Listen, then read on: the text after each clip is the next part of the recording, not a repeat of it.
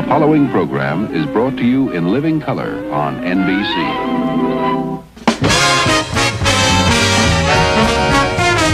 From Hollywood, The Tonight Show, starring Johnny Carson. This is Ed McMahon along with Doc Severinsen and the NBC Orchestra, inviting you to join Johnny and his guests, Joel Grey, Karen Valentine, Carol Wayne, the Mighty Carson Art Players, and Muhammad Ali and Ken Norton. And now, here's Johnny.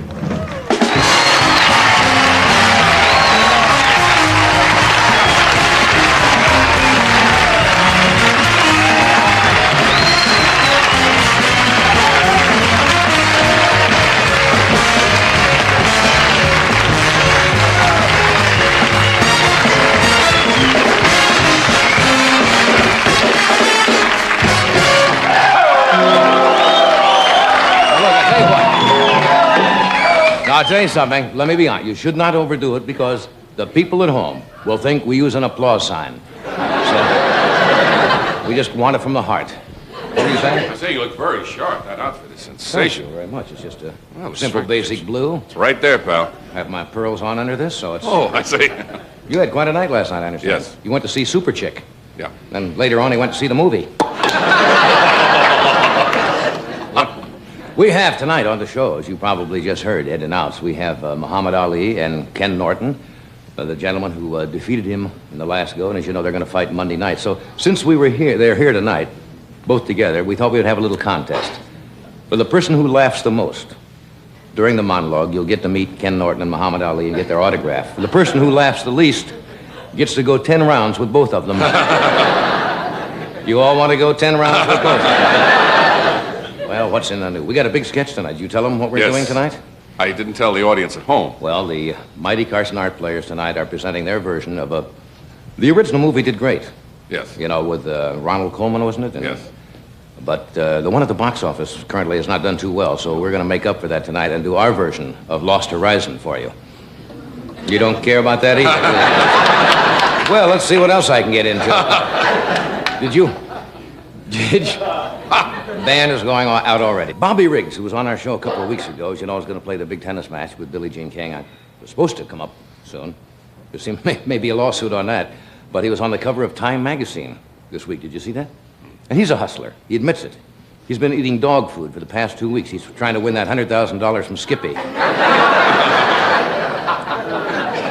No, Bobby Riggs is so popular. Did you know they're coming out with a Bobby Riggs doll? Did you know that? No, please tell us. You wind it up and it outwets Betsy Wetsy. It's a remarkable doll. Now, here's an item, and I don't want to scare you, but it was in the paper today, so I guess it's all right to say this. Some scientists claim that they have found in bacon, and there's an ingredient in bacon that could possibly cause cancer. That is true. It's called nitrocamin. Nitrocamin, and they said it might possibly be a cancer-producing agency, so to, I guess, prohibit it, they add vitamin C to the bacon. Doesn't that grab you? The next time you go into a luncheonette and order a bacon, lettuce, and tomato to go, you just might.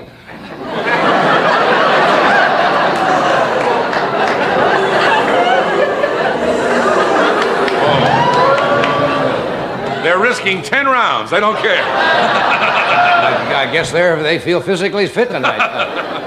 Here is the item of the week. It's another little department I have in the monologue, the item of the week. This was in the newspaper. Several years ago, it seemed some lady in the state of Nevada leased 5 acres of land from the federal government at $100 a year. You know, the land is sitting out there worthless. Now the government is trying to get out of the deal. Did you see why in the paper? The lady has she's running on the land. She's using it for a bordello, or a house of ill repute, as they say. And the government wants it back now. And it's out in the middle of the prairie, you know. And I want to tell you out there, seldom is heard a discouraging word.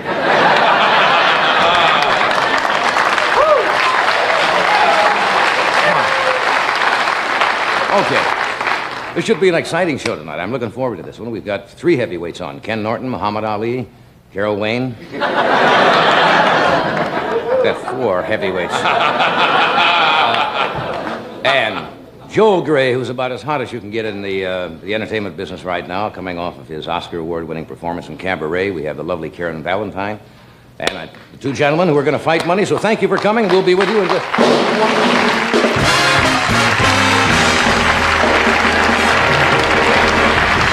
We'll be back.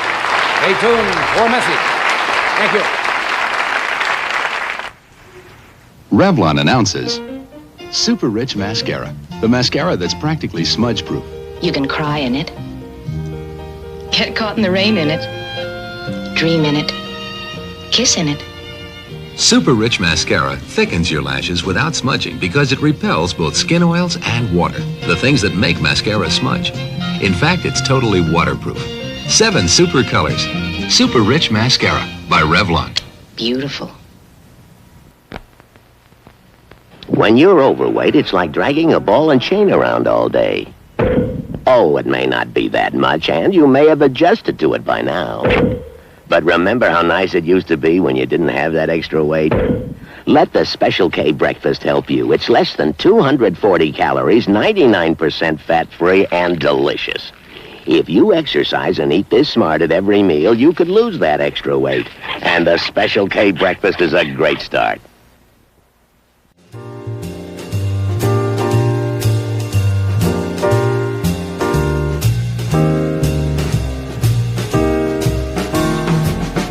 We are back. As I'm sure everyone here knows, Ken Norton did something that many people believe could not happen. He broke, as you know, Muhammad Ali's jaw and silenced a gentleman for a while who a lot of people believe talks in his sleep.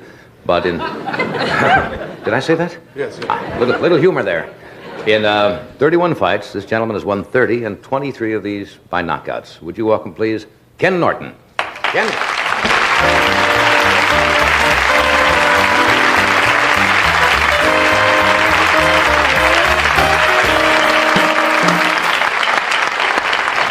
Good to meet you. Pleasure mine. Yeah. Really mine. And by the way, I might explain why Ken is dressed like this because, and when Muhammad Ali, you were forced to later on. Who on our staff forced you? I want to meet that person, whoever it is.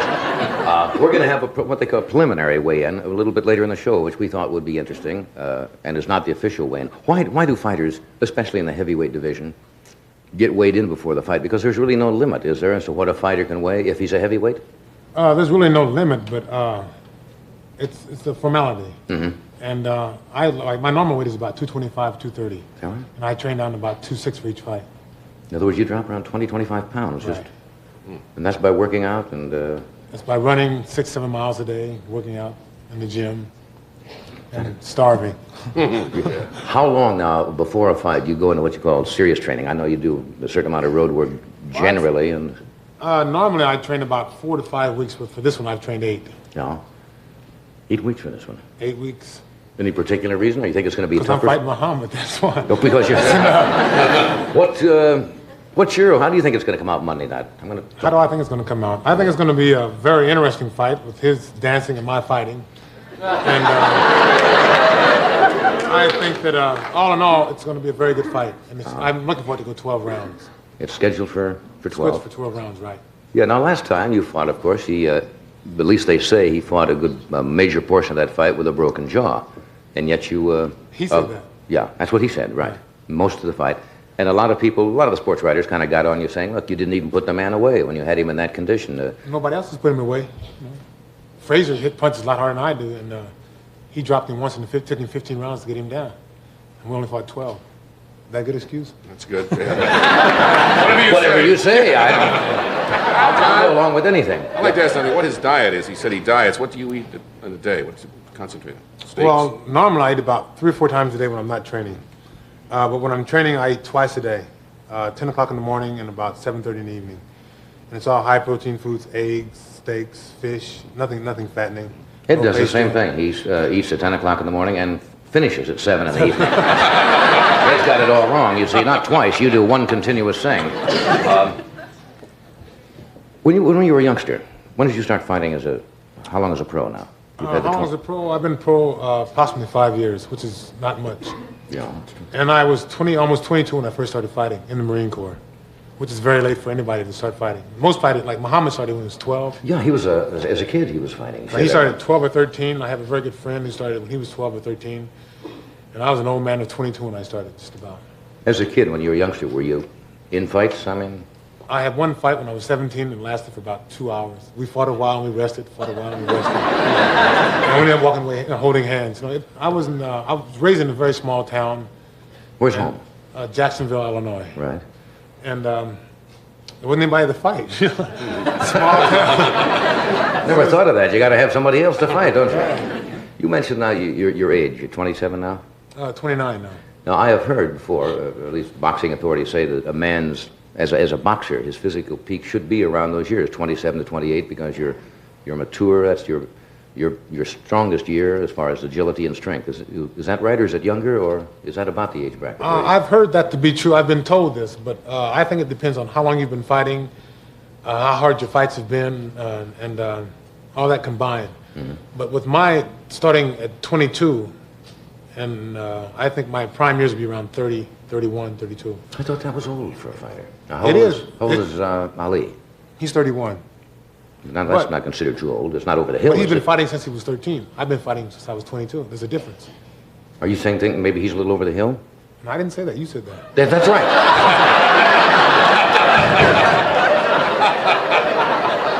I know somebody said that. 31.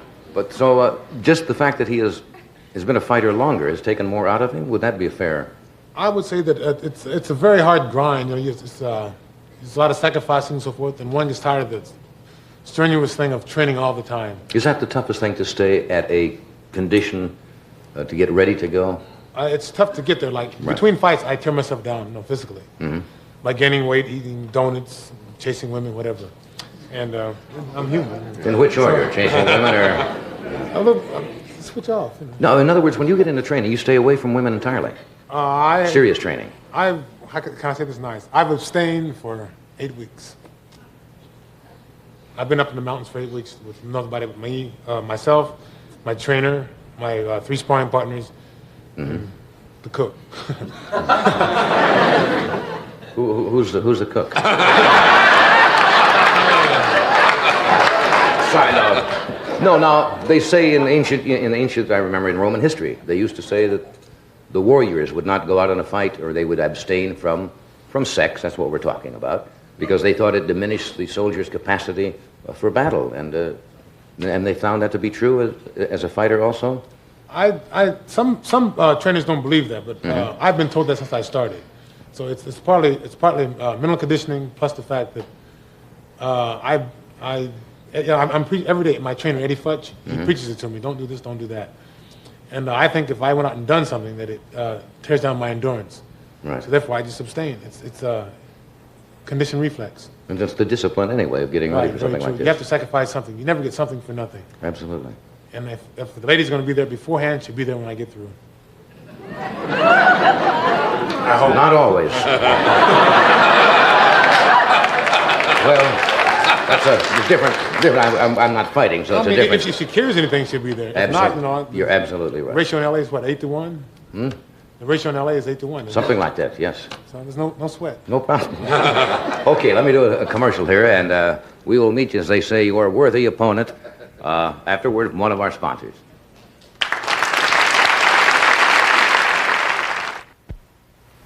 This weather's making me feel miserable. Here, try something cool. You forgot the ice, honey. Mommy, want a pillow for your foot? Sure she does. Put it right here. Oh, thanks. This will make you feel cooler, Mommy. Can I rub some on you? Sure, honey. Smooth on Pure Johnson's baby powder, and you'll feel a little cooler, a little drier, and a lot more comfortable. Mommy, can I put some powder on your toe? Oh. We're in San Francisco to prove dogs who eat canned dog food will like Gaines burgers. He's kind of fussy. You'd think he'd been starving. What did he do just there? Demolished it. What does she normally eat? Canned dog food. What does this tell you? She's really going for it, isn't she? She ate every bit of it. That's the reaction to Gaines burgers from most canned dog food users we spoke with. Gaines burgers, the canned dog food without the can.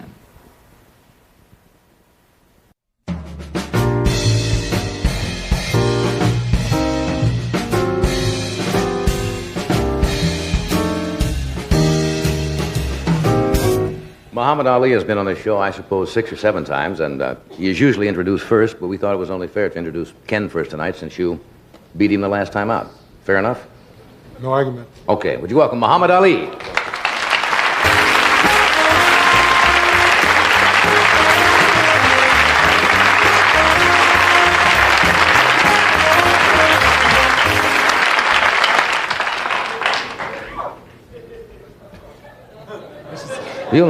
Strange feeling coming on your show in my robe. Yeah. We thought we would have, I don't know how many people have actually seen a weigh-in or why they have them, and... Yeah, are you actually going to have a weigh-in? Well, yes, but you know the official weigh-in is. What is it official? How long before the fight?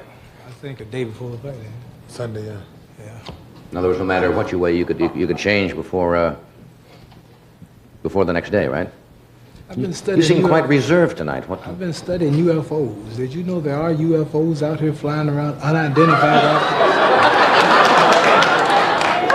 This would be the place for them, Southern California. I'm serious. They sighted a bunch over Georgia. I've seen them at night. They have real photos of them, and the government and the people just completely seem like don't talk about it. But Mr. Harold Salkin of Washington, D.C., he's the head of the National UFO Bureau.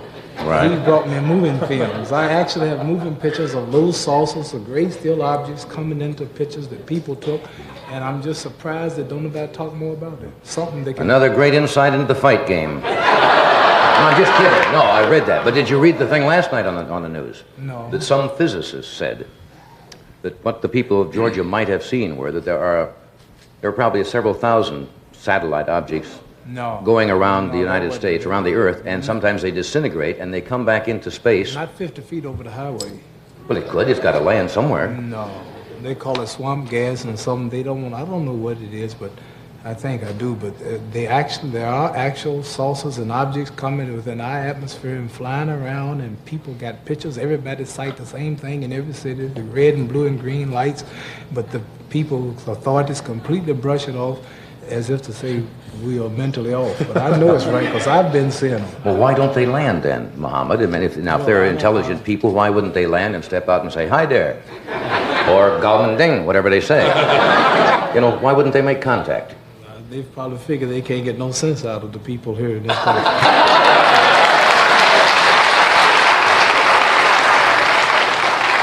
We've never talked about that on the show. I didn't know you really believed in UFOs. I have actual photos. I have moving films. Yeah, but you know, motion picture film, and you're smart enough to know that in still pictures they can phony those up. These are not phony. Ken, how do you feel about it? Do you believe they're flying saucers? I'm an innocent bystander. But you've seen them. And the night, the one you can see on Tuesdays and Thursdays is like a big bright star if you go out. Tuesdays and Thursdays. It's like a big bright star. Are you sure you're up for this fight? I'm serious. If you're thinking about that when Monday night comes, he's going to knock your head off. No, I'm serious. You're going to say it's 10 o'clock. He's going to give you such a shot. No, it's not 10 o'clock. It's 4 and 5 in the morning. 4 and 5 in the morning. Oh. Seriously, it's like a big bright star, and you see it moving, and it'll go up and disappear and get real small like a pinhead, and then it'll come back, and it'll shake, and then it might go over here, and it'll go over here. Seriously. I'm serious. I'm not... Well, I know you're serious in your belief. I don't happen to believe in it myself. This is anybody who's got eyes is belief. Well, you can see a lot of things, but that doesn't always make them objects from other planets. Much of that. What about the fight? Well, yeah, what about the fight? Monday night, right? Well, we just come in for the weigh-in, I saw. Oh, I read about it in the paper today. You had I some wasn't more. told that we had to sit out here and talk. You tricked me. You're pulling a Howard Cosell on me. That's not true, and you know it. But I read in the paper yesterday, you already were in the papers yelling and screaming about your accommodations when you showed up. You didn't like the hotel room. You said you didn't have any place to train. All of these Ken things. will bear witness. The last 5 or 6 days of a fight is like a countdown in a rocket ship, like when the man is saying, 5, 4, 3, 2. If anything happens, they stop the whole operation. All these people in Houston, millions of dollars and billions of dollars at stake, big rocket ship, everybody on the post looking at lights and buttons. If one little thing go wrong, they stop it. And I got everything taped down now for 15 long weeks. I'm down to about 207 pounds. Last time I was 225. I did everything perfect for 15 weeks, chopped down 185 oak trees, been running up mountains eating raw meat. I'm ready. And here I get to the hotel, and we stand at the Marriott Hotel. It wasn't their fault, the new Marriott. And I was to get free rooms for this. I'm at the new Marriott Hotel. You already got a free saucer. Yeah. I got a free what? Free flying saucer. You know, a little humor there.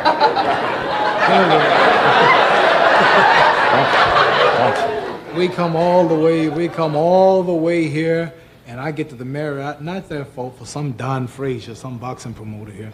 And they put me in a ballroom with chandeliers and carpet and drapes, and they said, here's where you train. And some little buddy's putting up a little amateur ring, and I'm ready to train, I'm ready to go. So we start, get on my bus, go back to Deer Lake, Pennsylvania, to my training camp where we have log cabins, we have wood, and we have rocks and coal, and everything is rugged, and mountains and trees and fresh water and well water and fresh air. And I come here to the hotel, and all this plushness, it just don't fit. What did you expect at the Marriott? Well, I didn't know I was going to log cabins and mountains. Are you taking this fight seriously this time? Mm-hmm. You really are? Because you said yourself the last time you didn't train and you didn't take it seriously. I didn't train. But you didn't train seriously. I didn't eat like I should. And Ken saw me around the hotel every day, entertaining the fans. In the gym, he would train. I was joking and telling jokes and laughing with everybody. And I owe it to myself and the public to train at least once in my life. I hate training. I hate the idea of the hustle and bustle and training camps. I've always avoided it. I've never really trained for a fight. This time I've actually had to train because it's do or die. Yeah. Ken's a good fighter. To break my jaw, you have to be good on any condition, and I have to be ready. Right. So for once in my life, I'm going to say I've trained for at least one fight, like Rocky Marciano did, and Jack Johnson and Gene Tunney and Joe Louis. They really trained. Now, Ken says this is going to go 12 rounds. What do you think? It might. We can't tell. Are you not going to make any more predictions like you used to? No, I'm not predicting because it puts me on too much of a spot. And even if I win the fight and miss the round I predicted, many people consider that a loss because I'm so accurate.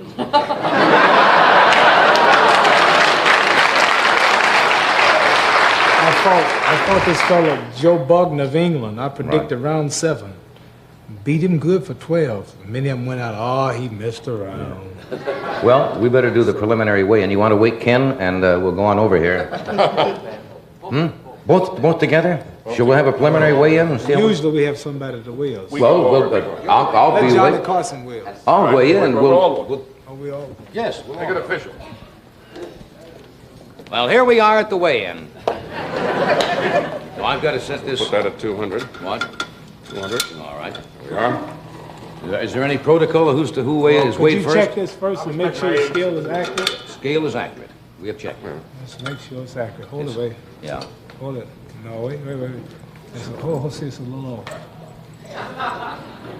How's that? Well, let's wait and see. You're agitating enough. You I don't know. Always been just like white folks. Like to get two color folks fighting. That's right.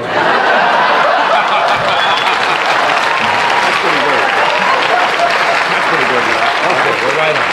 Okay? Now we're on.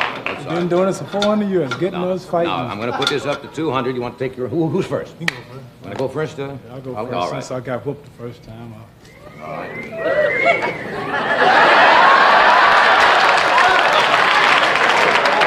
All right. What can I say? Got sandals off. Which young lady's later, buddy? Got to set it. What do you mean? You don't get to do this yourself, do you? I usually do. Oh. Fine with me. Yeah, you can move it on over easy. Be real easy. Okay, come on. 270. Hold it. Right here, 216 is usually my fight weight. Well, I'm 216. I'm bad. I'm fast. Man. I'm fighting at 216. Now we're going to see how much farther we can go. Go one more. 250. Hold it. Didn't move. That's 214. 14. Hold it. Wait. 213. Ain't moved yet. 212. Hold it. Now this is the weight I fought Sonny Liston the first time. I was bad. 212.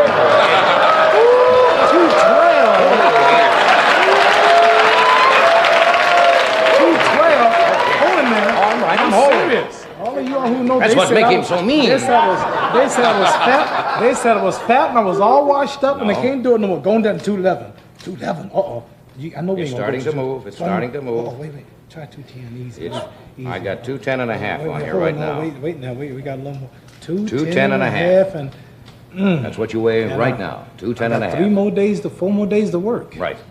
210 and a half. 210 and a half. You want to come in I'll at tell you what? what to do. Let's don't touch it. Let's leave it here and let Norton stand on and see what happens. All right. See if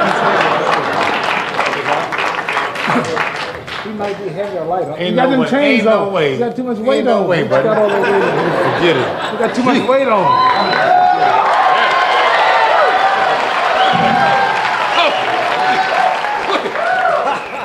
Okay, we're gonna start. No, he wants Leave to it right leave. there. No, Okay. we got to move it down anyway. Okay. Yeah. Now we got to go this way. Try about 2.7. 2.7. Try 2.6. 2.6. Don't get nosy, but it's still going. Don't worry. 2.5. Are you in trouble? No, he's too. I got 2.4. Too skinny. 2.4 and a half. Too skinny.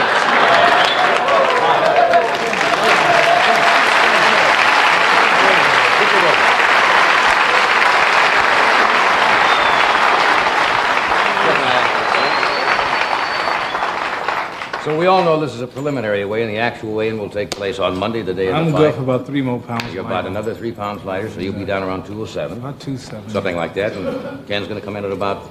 You need a little gas to burn. I can't be too much lighter than that because it's a hard 12 rounds, and following me, you're going to need a lot of weight. Well, look, gentlemen, I thank you for being here tonight. I admire both of you. As you know, best luck, and may, as they say, By the way, the better man wins.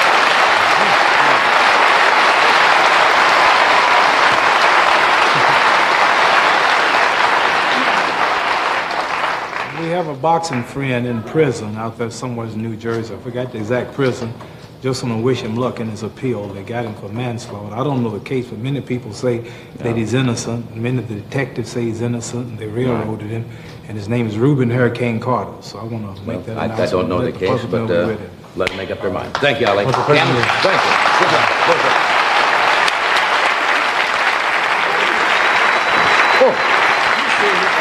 Yeah. I'm going to tell you, when you talk about physical conditioning, both of those gentlemen absolutely look superb, don't they? Because Ali is slimmed down. If he was 225 the last fight, that's a lot of weight to lose. How much money would it take for you to face one of them in the ring? There is not enough money in the the East. world. We will return. Are we going to do the big sketch for this? What? Mighty Carson Art Players. All right. After this word, we will be back. Here's a pause for one of our friends. And then we'll go. I'm Yogi Berra, and I believe in haircuts. We're Yogi Berra's sons, and we believe in hair. I believe in tradition. And we think things need a lot of changing. Take Yogi's advice. Stay on the ball. Take Yogi's son's advice. Have yourself a ball. Jockey brand white underwear.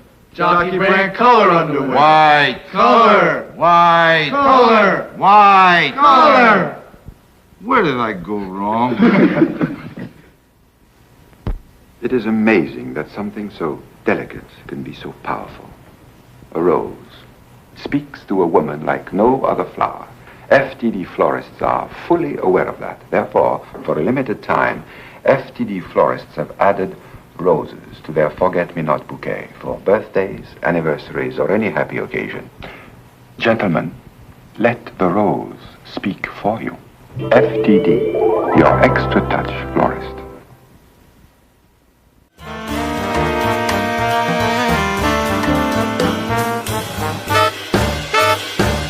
Thank you, Doctor. One of the classic films of all time was Lost Horizon, a picture about paradise and Shangri-La, starring Ronald Colman and Sam Jaffe. Recently, it was remade and was a disaster at the box office. Now, if you think that was a disaster, wait till you see what late-night TV can do to it. Join us now as the Mighty Carson Art Players present their version of Lost Horizon called Tibet Your Life.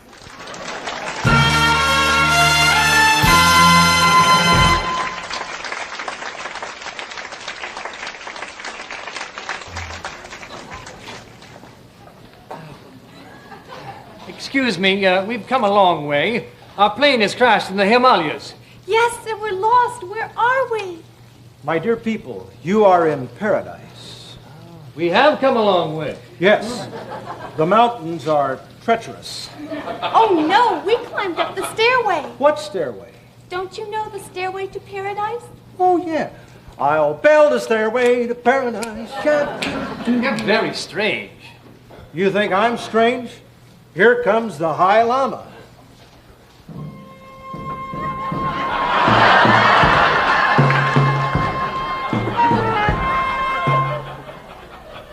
Welcome to Shangri-La. You are in paradise. And I'm not doing too bad myself. I am the High Lama. Hi, Lama. Hi, Lama. See, I told you.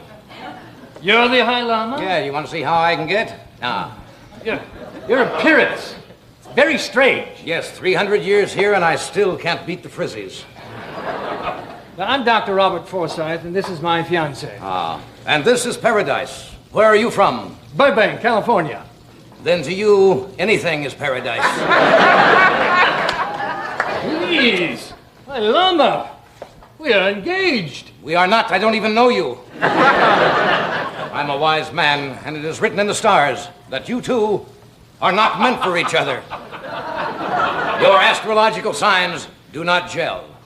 Impossible. I'm the sign of water. And I'm the sign of fire. Then together you shall make gas. I am old, Dr. Forsyth, like that joke. And I have selected you to replace me as the ruler of this lamasery. I am 271 years old, and I shall die soon. You are going to die, Lama? Die, Lama? Die, Lama! All right. You say you're 271 years old? Yes. You don't look over 140. I look young because I have found the secret of youth. This is the youth, and you can guess the secret. What a great philosophy. Yes, it is.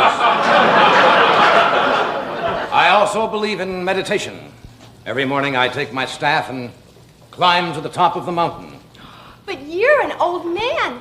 Can you still get the staff up?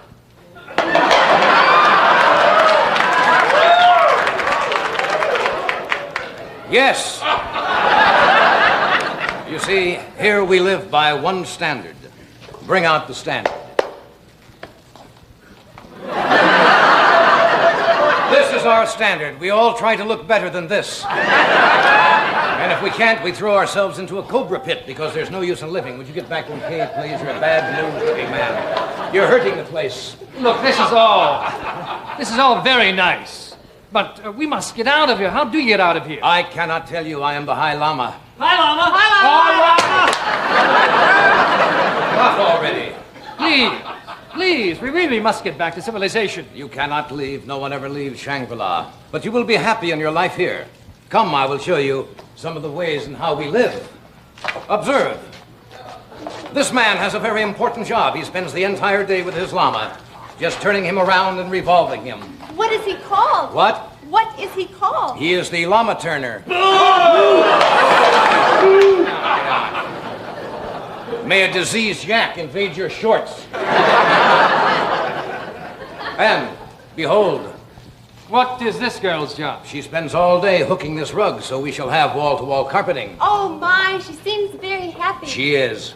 She's the happy hooker.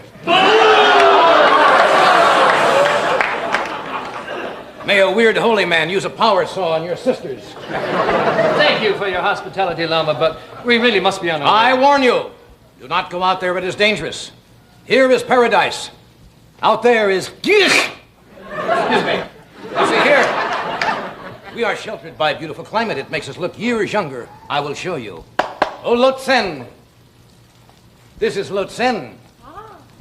How old would you think she is? Why, I'd say no more than 21, 22. Well, you see, she happens to be 75 years old. 75? And I am going to send this girl to that forbidden land, which we have called Mohammed.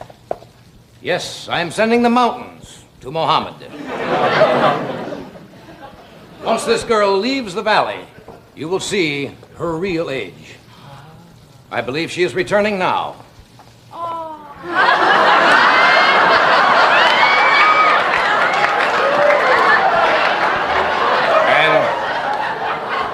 tell me what happened. It didn't go all the way. I know how it is. Yes, good luck. Well, we're convinced. I'm going to stay here forever. I've got much too much to lose. So true, so true. Listen, since we're staying here and you're so wise, Yes. I've been seeking the answer to that eternal question. What is life? I would tell you what life is. Life is a bird on the wing. Life is a leaf on a cow. Life is a chicken in a basket. Life is a fruit in the foyer. Life is a walk on the wild side. Life is a cobra in your top coat. Life is a weekend in Barstow. A margarita in your girlfriend. Life is a clinic in Newark. A stranger in your alley. A surprise on your lawn.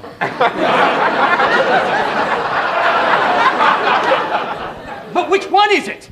Pick one. It's got to be in there someplace. I just throw them out. You got to choose them. But what is the answer? I do not know the answer. But you're the High Lama. You know everything. I am not the highest Lama. I will go now to get the one man who is wiser than I. He will have the answer. I leave now, and I leave you as I came, a wise man of dignity and respect. Lama, don't go! I see your thigh, Lama. Thigh Lama. Thigh Lama. Thigh Lama. I leave now. Goodbye. Bye, Lama. Stick in your eye, Lama. He is certainly a wise man. Yes, but he is not the wisest man in our land. He is sending down the one man who is even wiser. And will he know the answer to what life is? He will know the answer even before you ask the question. Here comes the mysterious wise man now with the answer. The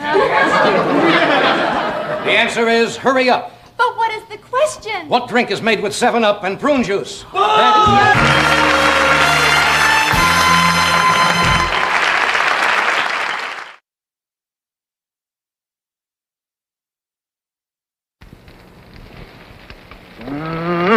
To me, steak is something mighty special. So I treat it special with A1 steak sauce. I think A1's the difference between just eating steak and really enjoying every bite of it. You know, for me, there's only one steak sauce. A1 and steak. Nothing better together in the whole wide world. A1 and steak. I like it. Yeah! When you drive a chuck wagon, you get to know your dogs. And there are two kinds, nibblers and gobblers. The nibbler eats slow. He likes chuck wagon dry, so flavor stays fresh and delicious all day. The gobbler eats fast. Warm water makes tender chunks, crunchy nuggets, and tasty broth. Chuck wagon, the one kind of food for the nibbler or the gobbler.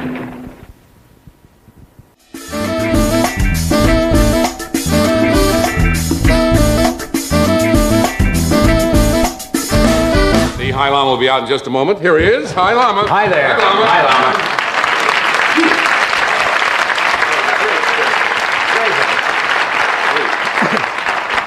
We like to do those nutty things, and there's no way as a cop-out, but we don't have much time. To rehearse. We put it together, and Bobby Quinn, our well. director, who does a sensational job every time we do one of these things, and our set, John Shrum, and all the people who make the sets are fantastic. And we got to do this once in a while. We must get up and do high drama. Yes. High drama. That I wasn't going for. My next guest is she's a lovely girl. She was, believe it or not, was raised on a chicken ranch in Sebastopol, was that it? California? Do you know where that is? No. That's what it is, Sebastopol. She grew up and became Alice Johnson of the popular television series Room 222. Would you welcome, please, Miss Karen Valentine?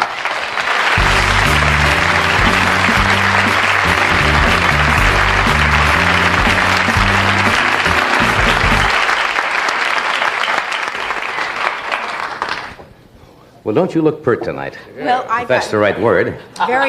Well, I thought funky was more the word. Funky? Yeah. Yeah. Is that the way you like to dress? I mean, there's nothing wrong with that. I'm not putting it down. It looks very comfortable, and you can carry it off very well. Thanks. I've been sick. Well, I meant that you have to have a lithe, lovely little figure to do that. Well, thank you. You're welcome. Thanks. We're getting off to a good start. You started to say something, and I interrupted you.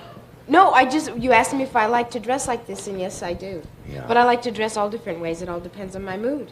Really? Sure. Are you moody? Do you have big highs and real depressions? And... Yes, big highs and big lows. No, what do you do? When you go through that? I try to work them out, you know, in between. Yeah, But you- it never comes out in the middle. It's always either high or low. Yeah, there are people like that. I think I'm one of those, and I don't like it too well. Because all of a sudden, you're feeling, you don't know why you're clear up here. And the same reason you don't know why you're clear down here. I never question it when I'm up here. Yeah, of course, everything is going. You say, hey, I feel good. But the trouble is when you're down here, you Right. should be able to say, why am I down there? And I don't know. That's why I'm down there. I hurt myself a great deal by doing this, and that's why. Hey, you were out on tour this past summer. Yes. In, what was it? Born yesterday. Born Yesterday. Did you like it? Loved it. It was absolutely one of the most fun, exciting things I think I've ever done. I enjoyed it thoroughly. Never played summer stock before? Or? The year before I did. But this year, being able to do the part of Billy Dawn in Born Yesterday, it was played by Judy Holliday, Right. and especially working with two really fantastic men, Lyle Wagner and Ed Asner, who I love them both. They're just super. The chemistry worked, and we got nice Lyle reviews. Wagner and Ed Asner. Yes. There's a combination. I know, they're just totally opposite, and both just as Like Arnold super Stang and as John can Wayne. That's a real change. See, It Lyle was- Wagner is a very good-looking, tall fellow, and Ed Asner is not quite the same. be. Oh, he's attractive too. Yeah, he's a good-looking He's fellow. super. And I so where'd you love play? him. Midwest? Yes, all over Ohio for Kenley Players. You know, Warren, Dayton, Columbus, Flint, Michigan, and Toledo, Ohio for Ken Shaw. Yeah.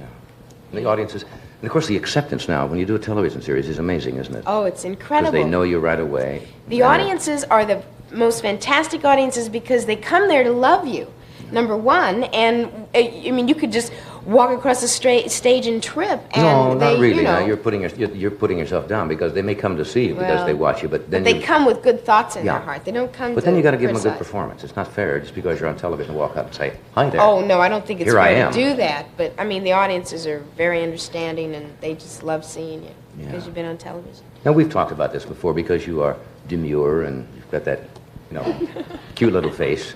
Pert is a lousy Oh, yes. word. I hate that. Pert. Is the word naive? Would that be a? That word has been attributed to you, hasn't it? A Most of naive those look. have, yes. And yet you're doing a movie of the week Right. in which you play a swinging, wild. No. No, She's no. not swinging and wild. She just gets a little mixed up.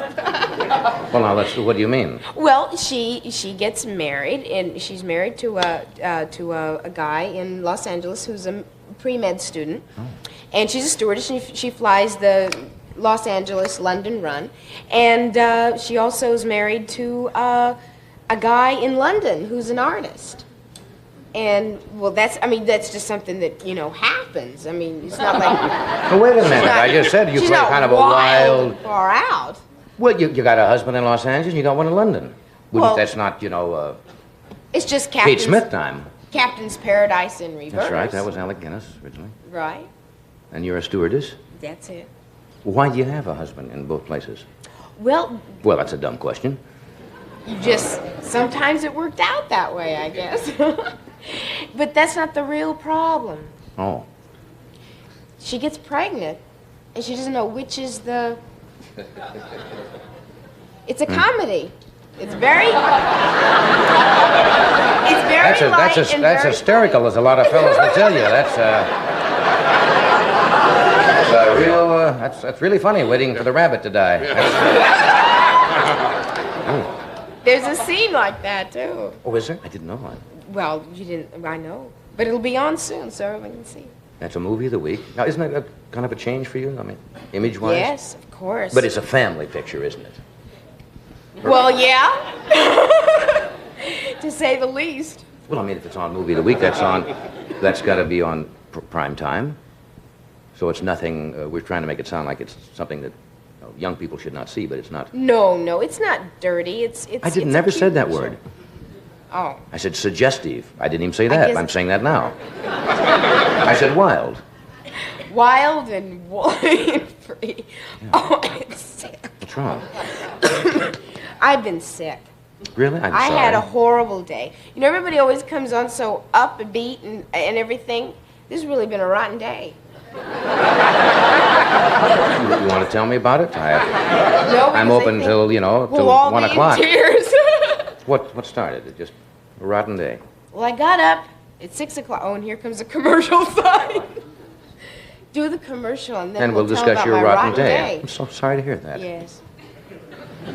Nobody's ever come on and said, I've had a rotten day. Would you like to hear about it? It might be refreshing for a change.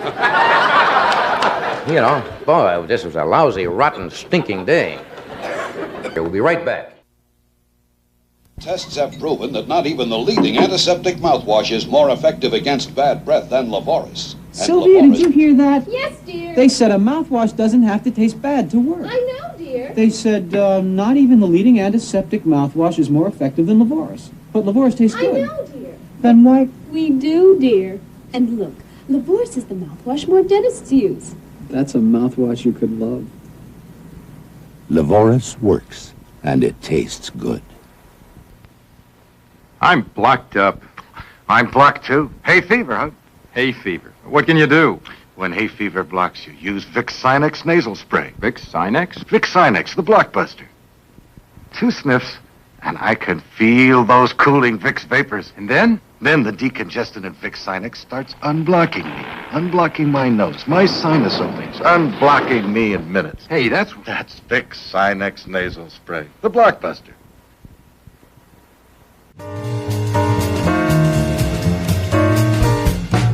Welcome back to the rotten world of Karen Valentine. I guess the first time since I've been doing this show, everybody comes on and tries to make an impression. Say, oh, I had a wonderful time. And you said, I've had a rotten, miserable day, and I'm sorry. But was it just... Are you in one of those... No, I just feel so rotten because I've had this cold. Aren't you upset? And you're all blocked up like those 2 idiots in that commercial. I do. I identify with that. I feel like you have... You see some guy at the agency saying, Harry, I got a great idea. Let's get 2 schlemiels in here and put a block on their head and call it the old Blockbuster. And he bought that. Okay. Probably there goes that. No, it's a good product, I'm sure. I'm sorry. Now, you've had this cold. Right, and then just What are you taking for it? Now, you're supposed to say, make me an offer. That's the old joke. You know. Make me an offer. Yeah. What do you do? Is that the punchline? No, there's no punchline. That was... Are you getting a lot of rest and taking a lot of fluids? Yes, I drink a lot of water and take a lot of vitamin C, and it's not helping.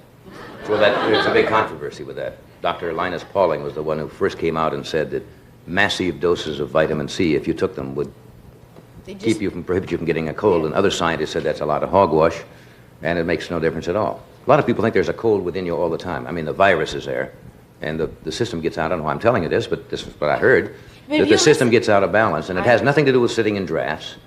They made a test on that once. Did you know that? Somebody said if you eat candy, you get colds.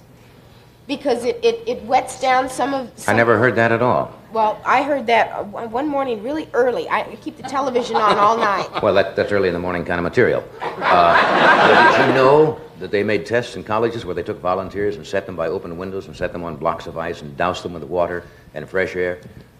And they didn't come down with any more colds than the people who were not subjected to that. So they figured that has nothing to do with it. Your system gets internally run down or something. This is not helping your problem at all, of course. But you're diagnosing it wonderfully. Thank you, my dear. My sprinkling system blew up. That's another trauma. What, you mean the sprinkling? The sprinklers outside, they blew up. But you know, a good thing did happen today. Now for the good news. A really good thing did happen today. My makeup man on room 222 is named Shotgun Britton, and he used to be Frank Sinatra's personal makeup man and Jane Russell's and Bob Hope's, and he is a legend in his own time. He is a crazy man. He is wild. He is insane, and you love him. He's wonderful. He has the warmest heart. Yesterday was his birthday, and we wanted to give him a surprise birthday party, but we couldn't yesterday because we were on location. Right. And we had to wait until today. So all through the day of his birthday, everybody just said, "Happy birthday, how are you?" And we couldn't do anything. And today at lunchtime, Lloyd Haynes, who plays Pete Dixon on room 222, had lunch catered in, and we brought in his family and old friends and everything. And about 1:30, the phone rang, and it was Frank Sinatra calling to wish him a happy birthday. And it just made his whole day, and that saved the day for me. I Well, said that's it was a nice really a rotten surprise. day, but it was really a super That's good. day You must be very for fond of that, him. Obviously, yeah. you can tell. It was wonderful. That's good. So you're feeling better already, aren't you? Good heavens. We'll be... It's not contagious, so don't worry, you can touch me. All right. We'll return with more of the Tonight Show after this word. I'm a marine biologist with a PhD. I'm also an aquanaut. And there's one thing I have in common with the astronauts. When I'm on the job, I also include Tang in my menu. I'm a mother, too. And at home, my family and I drink Tang because it tastes so good. I like the fact that it contains all that vitamin C. That's more Tang. But what my children care most about is taste. And Tang lives up to its name. It really has Tang. We Americans love coffee, but coffee can be bitter. Bitter, bitter, bitter. You could even see a bitter cup of coffee on a man's face. To take some of the bitterness out of your life, switch to Sanka brand decaffeinated coffee. When we take out the caffeine, we also take out a lot of the bitterness, leaving just a good, smooth-tasting cup of real coffee. Sanka decaffeinated coffee. If it's less bitter, it's better. Travel arrangements and promotional fees paid by United Airlines. From New York to Honolulu, United services more cities of your land than any other airline.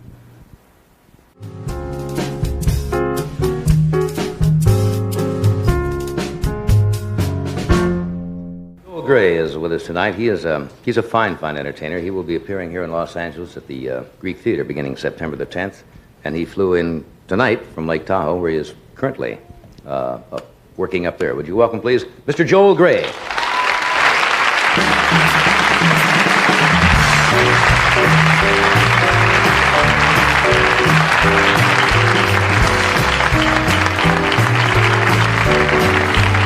How are you? That music is good for you, isn't it? It sure is. Not bad for you either, huh? Yeah, I like it too. Hey, all I've been reading is you were playing up in Las Vegas there, and I've read nothing but smash reviews, and I pick up the paper today, and you're up at Tahoe, working with Bob Newhart, right? Yes. And great reviews up there, which We is had a good sensational. time. We just finished last night, and Did you just close? Flew in today, got off the airplane, found a house for my family, left them in the house, drove here, rehearsed, and here we are. Yeah. You know, ever since you finished... I showered in the dressing room. ever since And wiped myself with a washcloth. I didn't say it. We have no towels here. No towels? No. See, that's what they do when your show's in trouble. NBC, it's little things. You go and you find that you only have wash rags. Maybe then they the next thought day that they was my take out the size. wash rags. Then you find that John is gone. It's little tip-offs like that. Hey, listen. Ever since you've been finished Cabaret, you've been traveling all the time, working. When are you going to take a break? I think October 1st. You really going to slow down for a few days? We have a couple of weeks off. My wife and I are going to take a holiday. We were going to go to Italy, but I don't know now with the whole cholera thing. Yeah, that's we may not be able to a go. little frightening over there. When you travel, yeah. do you find that you take the same kinds of things with you? I mean, like that you need, like as if you're taking part of your home with you? I take certain pictures, certain articles sometimes. Pictures of your family and things like yeah, that? my wife or my kids or something, and I'll have maybe a certain piece of equipment. Why? I don't know, You travel with your wife and children, though, right? And cats. Cats? Yes, we have 2 cats. And you take them wherever you go? Yes, Rufus Catburger and Mrs. Miller. And the only member of our family that doesn't travel is our turtle, and we have a turtle sitter. Are you putting me on? No, that's the truth. Oh, come on. Yes, we travel with 2 cats, 2 children, my wife, 2 cat carriers, a garlic press, coffee, a couple of photographs, a canvas that is all wrappable. I mean, it's like a transportable picture. It's supposed to be crunched up like this to travel. So it's the perfect traveling painting. Why do you travel with 2 cats? Oh, they're can't part you of... leave the cats in a cat home or whatever they... Well, they do have those. They do have those. You can cut that out. No, they do. They board dogs. Well, I don't see any reason. I mean, They'll read messages to your dogs. Did you know that? Yes, there's a place here in Hollywood. So help me, you leave your dog and you can write a letter. And the attendants, now come on, read it to the dog. That's how flaky they are out here in Southern California. I'm so flaky, I'll read the letter. Yeah. Yes, I mean, we love our animals, and I don't know, they're just part of our life. Yeah. You know, I know somebody who travels with 5 dogs, 5 cats, a horse, a skunk, and 3 children and a wife. Well, but So we think Clyde we're Beatty easy. is one thing, but I mean, you know. I mean, really takes all of that money? Yeah. No. I don't think they travel often, but when they go, they take the whole family. That would drive me crazy. I wouldn't be able to do that. Well, it's hard. I mean, I think we didn't have a place to live until today. We have an apartment in New York that's rented. We have a place to live in October somewhere. We have thick clothes and furniture in New York at Beacons, and things in Beacons here and things in Chicago. I think we're going to move into Beacons. Does this temporary thing would upset a lot of people, but you've been in show business since you were 10 years old, and you kind of get used to it, but do you ever really get used to being kind of temporary? I get tired sometimes of moving all the time. But I don't know, we've all gotten very used to the fact that roots now are the 4 of us. I mean, we're our own roots, and we go wherever we have to go, and that's all that really matters. It was 30 or 40 years ago where people lived in small towns. Now families are strung out all over, so you don't really have home bases anymore. Small Well, I think towns. when this country Does Cleveland began- seem like a hometown to you at all? In a way, because Yeah. there are good memories, you know, things that happened there. But I guess when the pioneers moved around, when this country began, it's more like the way we're living now, this kind of mobility. We've got a film clip we want to show because it's interesting. Because it goes back to one of your, I guess, first appearances. Oh, Lord, yes. When? 1952? 52? Yes. I guess somebody said it was the Colgate. Was that the Colgate Comedy Hour here at NBC? I probably worked right out of this I was this at Eddie studio. Cantor Discovery at the time. In Eddie Cantor Discovery. Mhm. And you did I think, a small impression. I didn't know what I was doing. First network? It was one of the first network appearances that I made. Yeah. You sure you want to show this? Yes, we're gonna run it. No, these are interesting to watch. Okay. This is from, I think, Colgate Comedy Hour around 1952 with Eddie Cantor. So watch the monitors in the studio. Bobby, you want to roll it? You know, I'm glad of one thing, Joel, that tonight you didn't do an imitation of me or Al Jolson, because your imitations are not good, you know. They're not? No, because they're nothing. Nothing? Why, Dean thinks my imitation is swell. Ho, that's rich.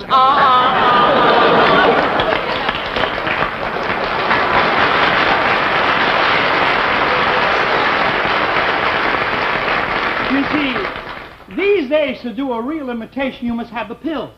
Pill? For instance, the people who impersonate Jimmy Durante, you see, Jimmy sends him a pill. Oh, you're kidding. Oh, I'm not kidding. For instance, would you like to do it? Look, here.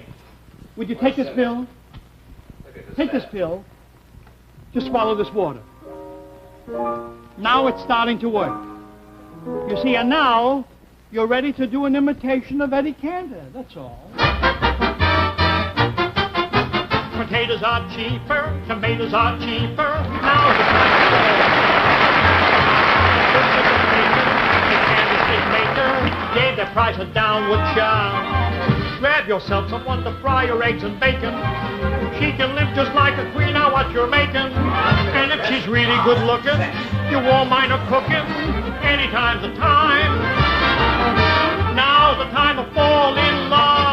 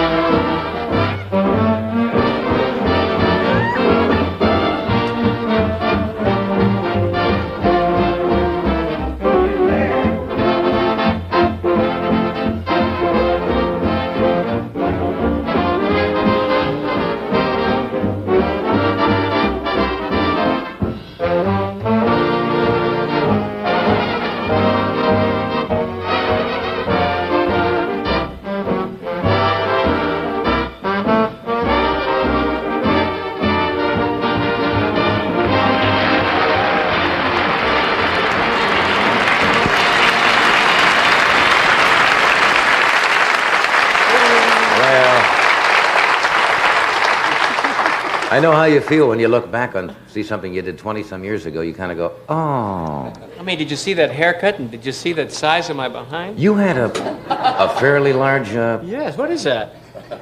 yeah. Did you notice? Maybe was that the old kinescope doing that, or was that you at that time? I don't know. It's hard to look at that, I'll tell you. Yeah. Nothing but guts.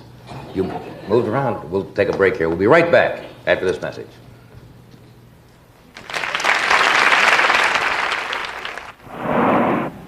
This man has trouble and doesn't even know it. One little hidden radiator leak, just one, can stop a car dead with a boilover. You can keep this from happening to you by using the one leading antifreeze that stops most common radiator leaks. Zerex antifreeze from DuPont. Zerex stops freeze-ups, helps stop boilovers and corrosion, and it stops leaks that can stop your car. My dog's better than your dog. My dog's better than yours. My dog's better 'cause he gets kennel ration. My dog's better than yours. Kennel Ration Burger has everything dogs need. More protein, more nourishment, less fat than hamburger. And check the label. Kennel Ration's the only burger for dogs, government inspected for wholesomeness. The only one. My dog's better than yours.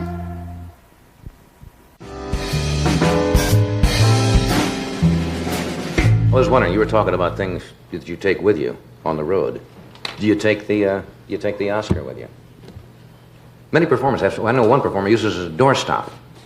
No, he's won an Oscar and uses it as a doorstop. No, I thought that if we were going to be away for a while, that it might be nice for my parents to just kind of have it in the house rather than sitting in beacon storage, Yeah. right? So I called him and I said, Dad, would you like to keep Oscar while we're away? And I heard this deathly silence at the other end of the phone, and he said, I'll have to speak to your mother. And he hung up. And the next day he called, he says, I guess it'll be fine. He says, I thought you meant one of the cats. Check with your mother. I didn't mention this when you came out. Is this recent? Yes. Obviously it is. So you got a cabaret medley and a lot of things you do when you work in concert. You gonna do a number from this tonight? I'd like to. Yeah. Sure. Okay. Love you too. Joel Gray Live on Columbia. This is a song written about my wife. I don't think that the songwriters, when they wrote it a long time ago, knew that it was about her. I know.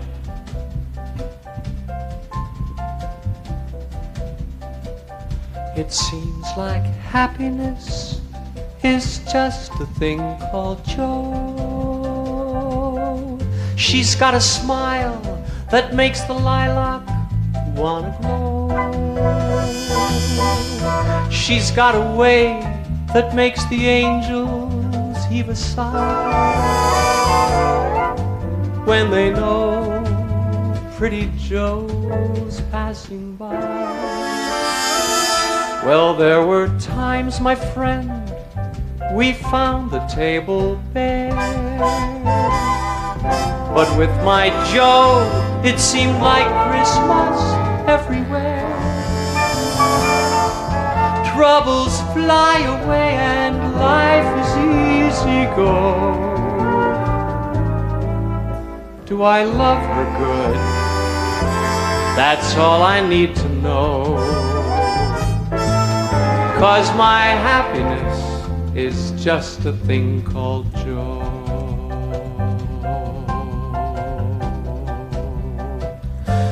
It seems like happiness is just a thing called joy.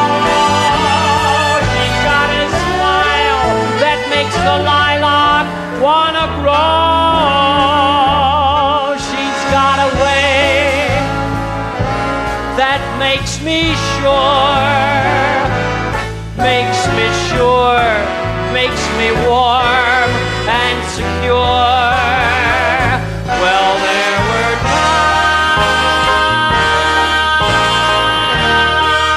times with my Joe, Christmas everywhere, troubles fly away and life is easy going.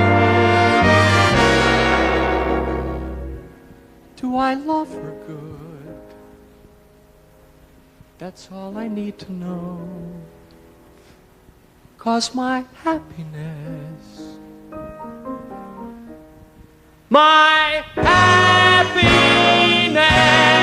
is just a thing of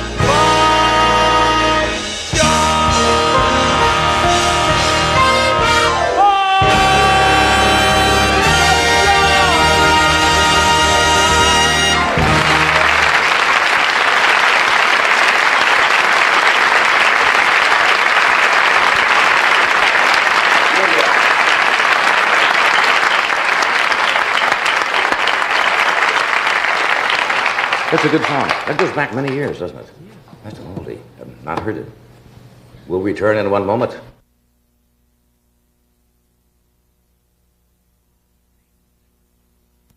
There was the broom. It was better than nothing. Then came the first vacuum cleaner. It was better than the broom, but not much. Then the first upright vacuum cleaners, still far from perfect. Then the first canister cleaners, also far from perfect. And now at last comes the new Eureka Power Team, the ultimate in cleaning convenience.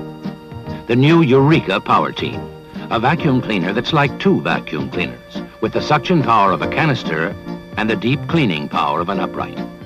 With a new Rotomatic power head that has a motor of its own and a beater bar brush to get out deep down carpet dirt. The Rotomatic head floats easily over carpeting, adjusting automatically to any carpet height. The historic new Eureka Power Team. The ultimate in cleaning convenience is here, at last.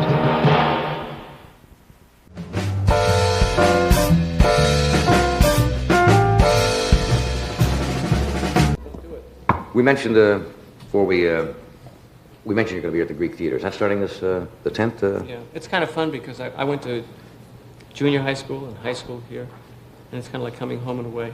Yeah, that's kind of nice. Scary too. Well, I don't know where Carol Wayne grew up, but she certainly grew up.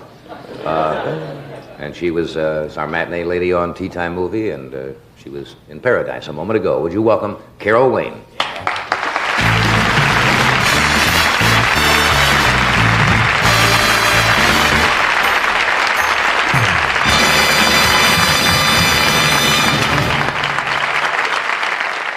Are you two girls going to a rodeo or something tonight? What is this all of a sudden with the jeans and the...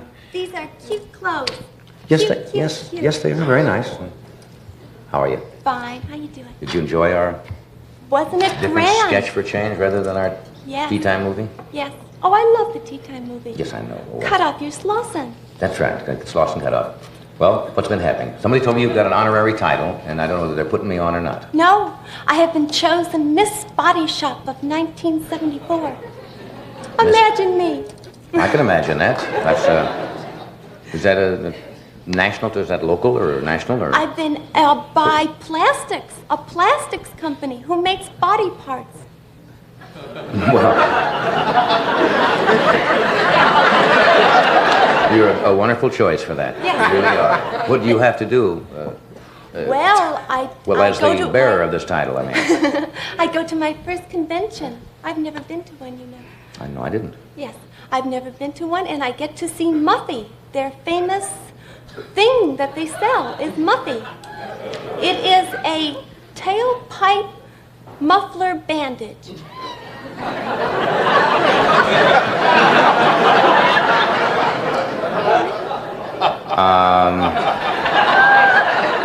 Do you have a leak in yours? Yes, it corroded years ago. No. In other words, if you had a bad muffler, this isn't, rather than buying an entire new muffler, I assume this is something you Yes. bandage your and muffler they're into with. lubricants. Lubricants, imagine. No, what will you do at the convention? Do you distribute these parts, or Maybe take pictures with them. with the salesman and stuff like that? Meet salesmen, do you think I will? Well, the convention, yeah, of course. Well, will you meet salesmen? Well, certainly. Oh. And I'll show them their body parts. Well, that's what you should do. There's a muffler fix-it kit. Well, I didn't know all that. I think anything sticky, they handle. Plastic, hard as a rock. I understand.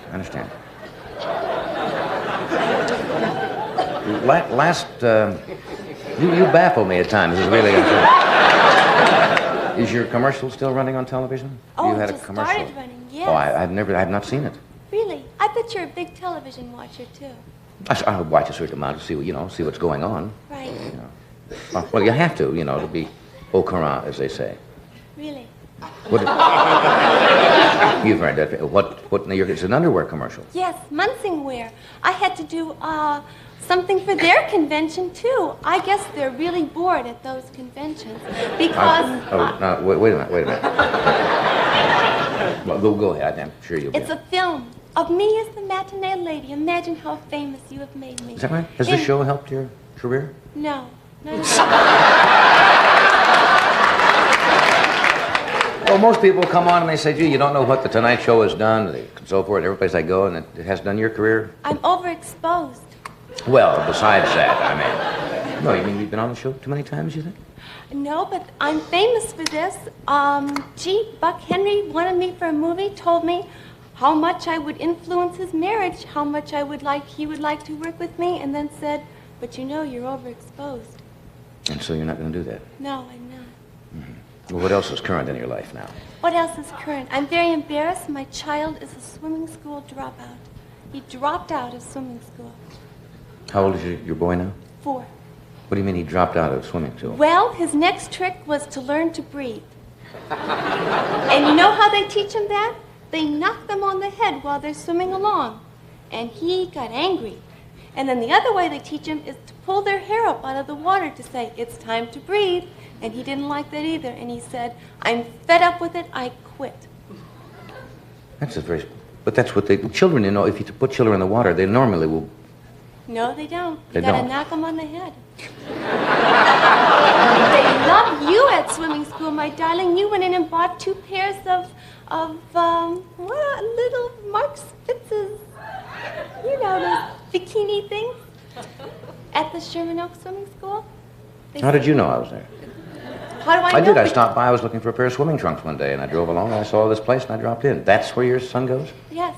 That's a swimming school you went to, Well, I know, yeah. I saw a pool there. I figured them. I saw a lot of people in the water. I figured it's a swimming school. They loved you. They were So your son does not swim? Oh, he swims like a fish, but he won't breathe. Well,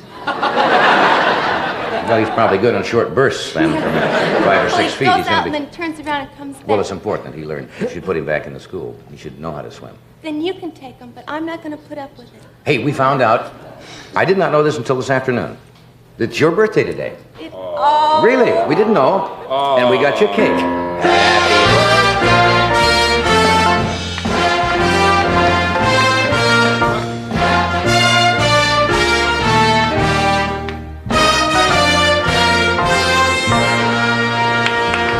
Happy birthday. Isn't that nice? Okay. Happy birthday.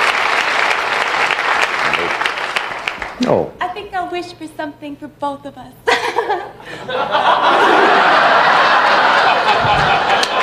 You got another cake? I'm not going to ask you how old she is because that wouldn't be polite. But happy birthday anyway. You do not ask a young lady how old she is, but happy birthday anyway. Thank you. All right, we'll take a break. We'll be right back.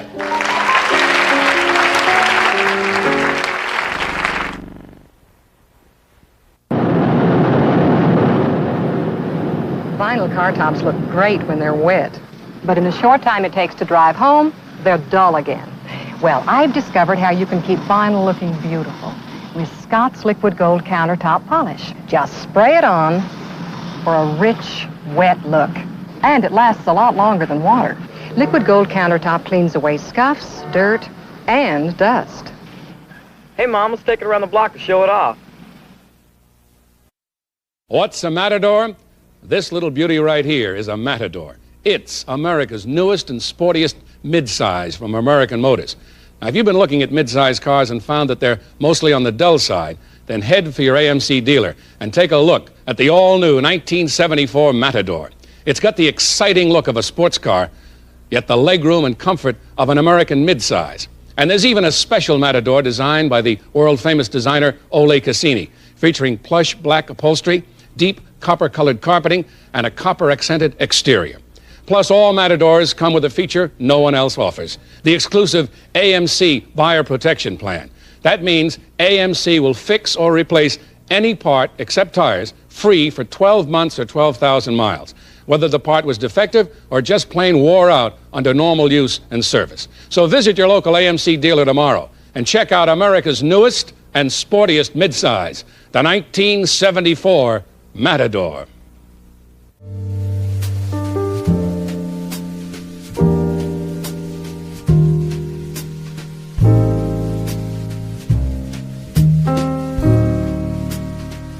I thank you all very much for being here tonight. Joel will be opening here, well, it would be Monday night, here at the Greek Theater. And happy birthday again, Carol.